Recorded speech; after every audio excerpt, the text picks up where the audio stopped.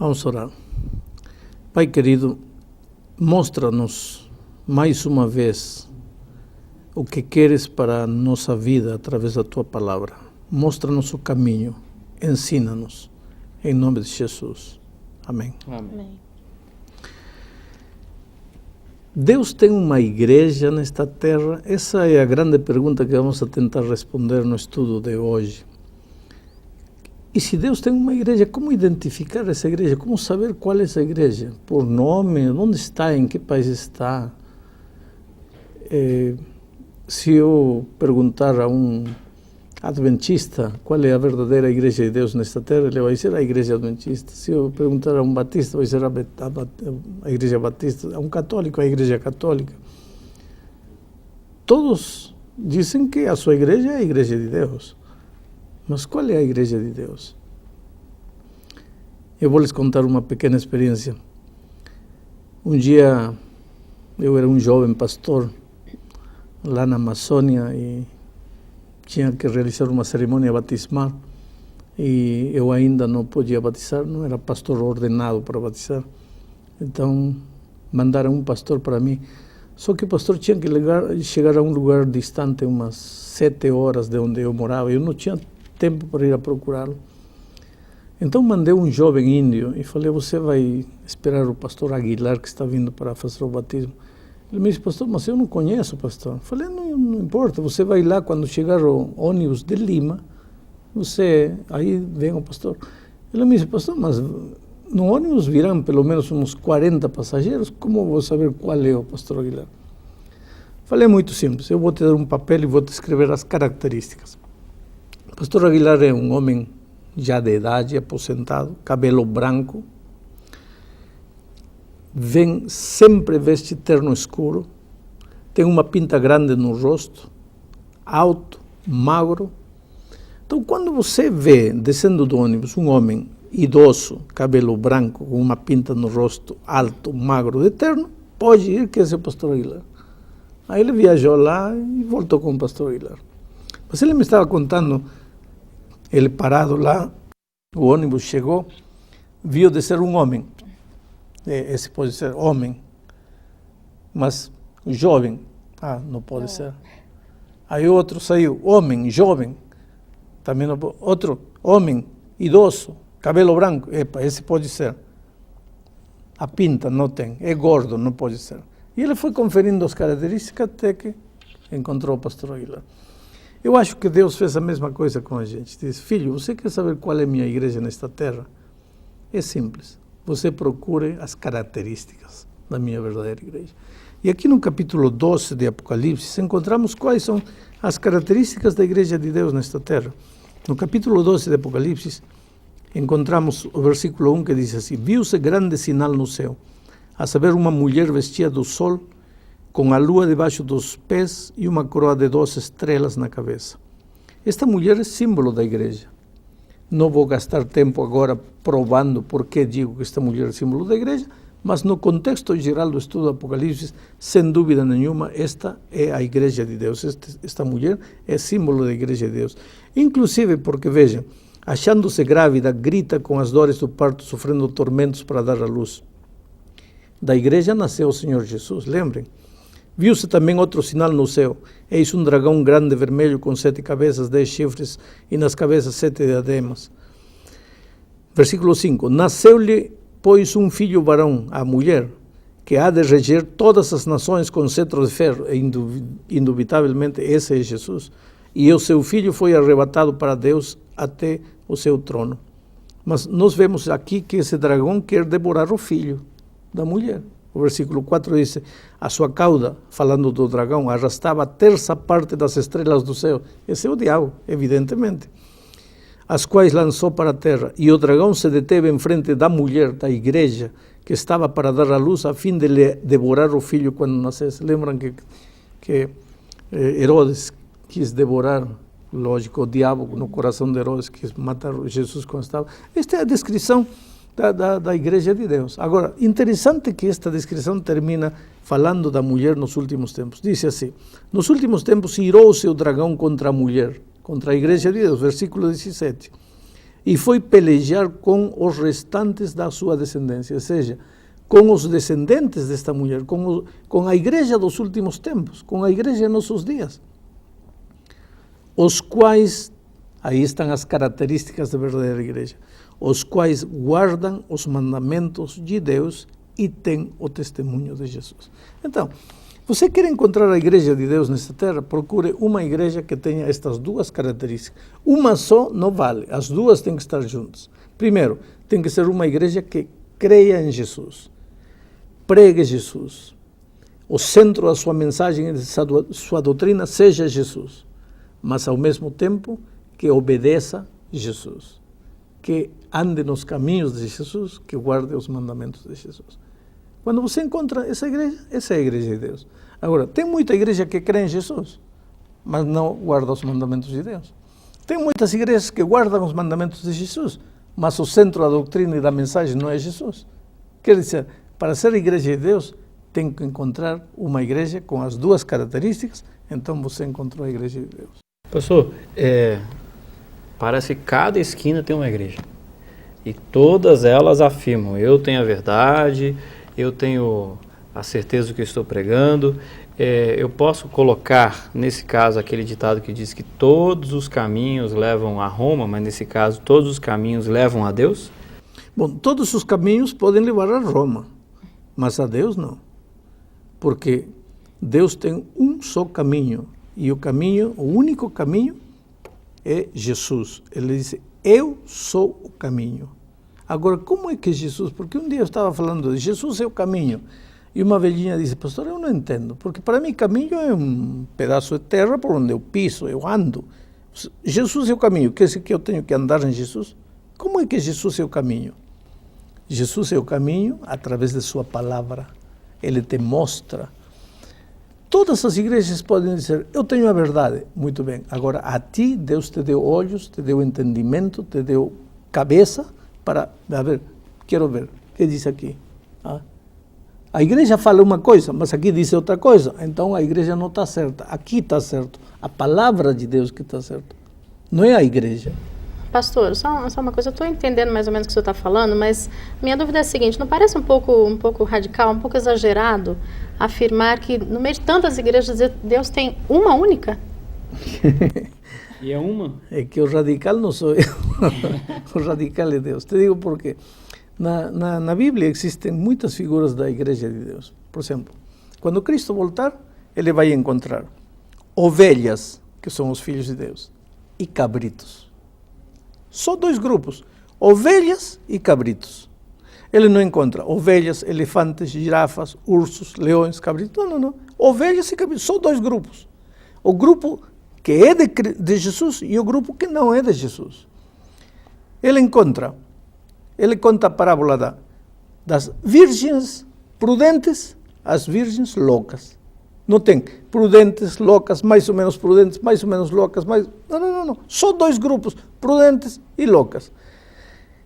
Ele usa a figura da mulher vestida de branco, igreja de Deus, mulher vestida de vermelho, igreja que não é de Deus. Ele usa a figura enfim, muitas figuras, a igreja do vale, a igreja da montanha. Só duas figuras. Na mente de Deus não há muitas igrejas, em nossa mente há muitas igrejas. Na mente de Deus só tem duas igrejas, a igreja que é dele e a igreja que não é dele. Mas pastor, como é que a gente pode afirmar que uma igreja que está repleta de fiéis ali, sinceros, pastores que aparentemente usados por Deus realizam milagres, curas impressionantes, né? Dizer que a igreja agora agora como é que a gente vai dizer que aquela igreja não é verdadeira? Não é verdadeira. E todas falam de Jesus. Exato. Então volto a repetir um texto que eu acho que em lições passadas já mencionei, mas este texto é chave, porque capítulo 7 de São Mateus diz assim: nem todo o que me diz Senhor, Senhor entrará no reino dos céus. Não basta dizer Senhor, Senhor. Não basta fazer milagres. Dice, aquele que faz a vontade de meu Pai que está no céu. Muitos naquele dia han de dizer-me, Senhor, Senhor, porventura não temos profetizado em teu nome não expelimos demônios, em teu nome não fizemos muitos milagres? Então eu lhes direi explicitamente, nunca vos conheci. Aí está. Não basta dizer Jesus, Jesus. Ora, se de dizer Jesus, Jesus dependesse a salvação, todo mundo estava salvo. Mas acontece que para pertencer à Igreja de Deus, tem que crer em Jesus, seguir a Jesus, amar Jesus, mas andar nos caminhos de Jesus, que é o caminho da obediência, o caminho da sua palavra escrita. Pastor, Jesus estava aqui na Terra, ou esteve aqui na Terra mais ou menos 2000 anos atrás, né? Uhum. E ele que, a partir dele, nasceu então o cristianismo, essas coisas todas. E ele teve os seus discípulos, que eles sim foram o início da sua igreja. De lá para cá tem uma história, de lá para cá tem um povo, de lá para cá tem uma linha no tempo, onde algumas pessoas dizem assim, não, eu faço parte da igreja constituída por Jesus na Terra quando ele esteve aqui. Só que passaram 2000 anos. E me parece que nesse período aí outras coisas foram colocadas sem ser essas características que estão aqui. O que mais interessa? A história ou Apocalipse capítulo 12, versículo 17? Veja, quando Cristo esteve nesta terra, estabeleceu sua igreja. Aí estava a igreja de Deus. Por que era a igreja de Deus? Porque o centro da sua vida e da sua mensagem era Cristo. E porque, além disso, esse grupo de 12 obedecia aos mandamentos de Deus. Eles obedeciam tudo, está claro aí. Enquanto esse grupo, Cristo foi aos céus, deixou o grupo foi crescendo. 50, 100, 1000, 5000. Enquanto Cristo fosse o centro da mensagem e eles guardassem os mandamentos, continuavam sendo a igreja de Deus. E vinha através da história. Chegou um momento em que Cristo continuava sendo o centro da mensagem, mas alguém disse assim, olha, o quarto mandamento já não é o dia santo, agora o dia santo é o domingo, já não é o sábado. No momento em que a igreja começou a desobedecer a Deus, deixa de ser a igreja de Deus. Mas ao longo da história, Deus sempre teve um remanescente, um grupo de fiéis, obedientes, que historicamente ficavam nas montanhas obedecendo a Deus. O lema deles sempre foi, é preciso obedecer a Deus antes do que nós somos. Obedecer a Deus não é fácil. Agora, pastor, eu acho que eu nunca fui tão direto em uma pergunta para o senhor nesse momento. E eu vou ser bem direto. Hoje, qual é essa igreja, esse povo remanescente? Eu queria que o senhor me colocasse isso de forma muito clara e eu queria que o senhor defendesse o seu ponto de vista, a sua ideia. Se você acha que eu vou fazer propaganda da minha igreja, não vou fazer. Eu vou te dizer, Deus te deu sabedoria, Deus te deu inteligência, procure uma igreja que creia em Jesus, tenha Jesus como o centro da sua mensagem e que guarde os mandamentos de Deus do jeito que está em Êxodo capítulo 20. Mas eu vou insistir. Essa é a igreja de Deus. Eu vou insistir. O senhor segue uma igreja. Por que o senhor segue essa igreja? Porque encontrei uma igreja que prega Jesus, o centro da sua mensagem é Jesus, o centro da sua vida é Jesus e guarda os mandamentos de Deus. Por isso estou na igreja onde estou. Pastor, agora, digamos que eu estou numa igreja, estou ali com sinceridade de coração, estou ali achando que estou na igreja verdadeira, não é? Eu corro algum risco com relação à minha salvação? Vou te ler um texto. Tomara que eu consiga achar este texto. Sim, está aqui. Hebreus capítulo 10, versículo 26. Diz assim, porque se vivermos deliberadamente em pecado, depois de termos recebido o pleno conhecimento da verdade, já não resta sacrifício pelos pecados. Que pecado? São João disse, pecado é a transgressão da lei. Que lei? Êxodo 20. Que diz o quarto mandamento? Lembra-te do dia sábado para santificá-lo. Você não guardava o sábado porque você não sabia. Então, aquele que sem lei pecou, sem lei será julgado. Mas, se um dia, diz aqui, depois de ter recebido o pleno conhecimento da verdade, você continua fazendo o que fazia, já não resta sacrifício para você. Isso é contundente. Você está dizendo que se eu ficar sabendo da verdade, né, e não mudar a tempo, eu estou perdida. Sim, porque você está sendo contumaz, está sendo teimosa, está sendo rebelde, não contra mim, sino contra a palavra de Deus. Então eu preciso ser humilde diante de Deus. E pode me parecer, um jovem universitário um dia me disse, pastor, quer dizer que toda a minha vida estive errada? Não, filho, você não estava errado, você estava crescendo. Você serviu a Deus na luz que tinha, mas agora você se confrontou com uma luz maior, vai fazer o quê com a verdade? Pastor, eu estou numa igreja, tá? Essa igreja é boa, o pastor é muito bom, a música é muito boa, eu tenho muitos amigos, minha família está ali, está 99% de acordo com essa descrição que o senhor acabou de me dizer aqui. Mas vamos supor que não guarda os mandamentos, ou pelo menos não prega, não tem como parte da sua cultura dentro da igreja ou da sua doutrina, né? Que o senhor acha que eu devo fazer nesse momento? Eu deixo tudo para trás, deixo religião, deixo a minha história, família, né, em função de uma nova descoberta, por exemplo? Quando Cristo esteve nesta terra, disse, aquele que não deixa pai, mãe por causa de mim, não é digno de mim. Na vida a gente tem que tomar decisões. Outro dia eu entrei no avião e uma menina chorava e chorava e chorava. Eu falei, mas por que você chora? Porque eu não quero ir. Estava indo para os Estados Unidos. Falei, então por que está indo?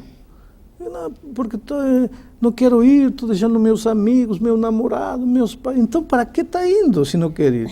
Não, porque tenho que estudar. E para que vai estudar? Não, porque quero uma profissão.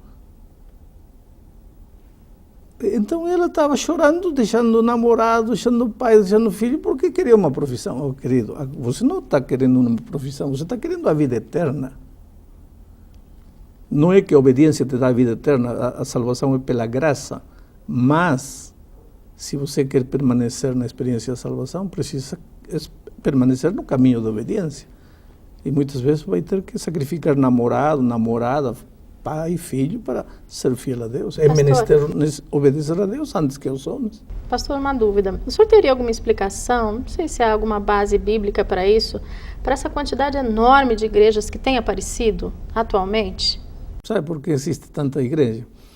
Abrem a Bíblia e dizem assim, aqui diz branco. Mas pode ser verde. Aí aparece a igreja do verde. Aí outro abre. Aqui diz branco. Mas pode ser azul. Aparece a igreja do azul. Outro, branco. Mas pode ser marronzinho. Aparece a igreja marronzinho. Outro, amarelo. Mas pode... Sim, vai aparecer tantas igrejas quanto tantos seres humanos há. Por quê? Porque ninguém quer fazer o que Deus diz. Cada um quer fazer o que Ele quer. O senhor diria que essa quantidade enorme de igrejas, de doutrinas diferentes, enfim... é uma tentativa, talvez, do ser humano de adaptar a Bíblia às suas vontades? Exato. Não é fácil guardar o sábado. Então vamos mudar. Espera um pouco. Você vai buscar uma religião onde tudo seja fácil, onde tudo seja bonito, onde tudo se adapte às tuas necessidades. Espera. É você que tem que se adaptar à vontade de Deus ou é Deus que tem que se adaptar à tua vontade? Chegamos ao fim do estudo e eu gostaria de dizer para você que está me ouvindo que talvez este seja um dos estudos mais difíceis, mais duros para você. Não é fácil para mim dizer alguns conceitos como tenho dito hoje, mas querido, por cima de tudo eu sei que Deus te ama e que você é uma pessoa maravilhosa, sincera. Eu não teria direito de ferir teus sentimentos e gostaria que o Espírito de Deus te alcance, a mão maravilhosa de Deus cure tuas feridas. E se você está no vale da decisão e precisa tomar uma decisão, levante-se. Caminhe com fé em direção de Jesus. Deixa que Ele te leve. Deixa que Ele te conduza. Com certeza Ele é teu pastor. Ele vai te levar por pastos verdejantes. Vai te levar a fontes de águas tranquilas. E finalmente Ele vai te fazer entrar pelas portas celestes da cidade eterna. Que Deus te abençoe.